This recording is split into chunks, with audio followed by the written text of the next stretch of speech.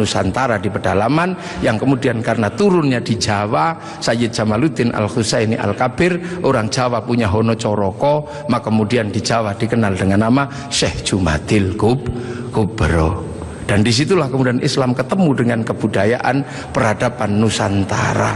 Nah inilah tonggak Makkah ini yang akhirnya menjadi penjelasan, oh ternyata Makkah sini geser di sini.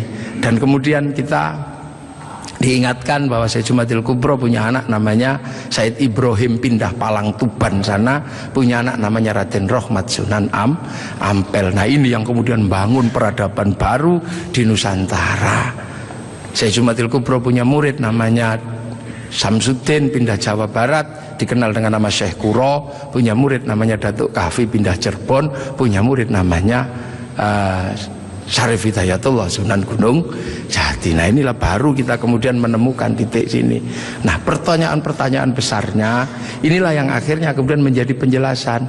Lantas bagaimana kita mengikuti Rasulullah di tempat yang jauh ini? Rasulullah memberikan garis namanya ahli sunnah wal jamaah, bahwa Rasulullah yang diajar pertama wal jamaahnya bernama sahabat, wal jamaahnya sahabat generasi kedua namanya tabi'in, tabi'in punya generasi berikutnya namanya tabi'ut tabi'in, dan kita ini adalah generasinya para ulama yang cara pembelajarannya sangat berbeda. Di Arab sana Rasulullah mengajarkan bagaimana makan dengan 3 jari, masih bisa dijalankan sampai hari ini karena di sana masih kurma sama roti.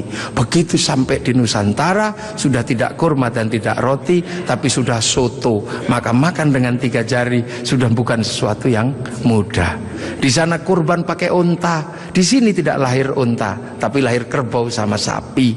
Karena terlahir kerbau sama sapi, maka jangan memaksakan diri kurban pakai unta, nanti ditangkap oleh polisi karena nyuri untanya Kebun Raya Bogor.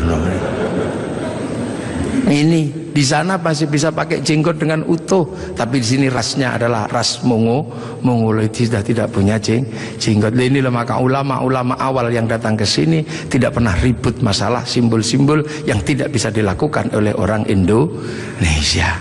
Nah sekarang ini tugas pemerintah, karena banyak orang yang kemudian lupa kedudukan itu, kemudian memaksakan menjadi orang dipaksa langsung ikut seperti Rasulullah. Nah ini yang harus kita pahami, bahwa kita ini berkedudukan sangat jauh. Quran saja berbeda-beda ketika mengajarkan.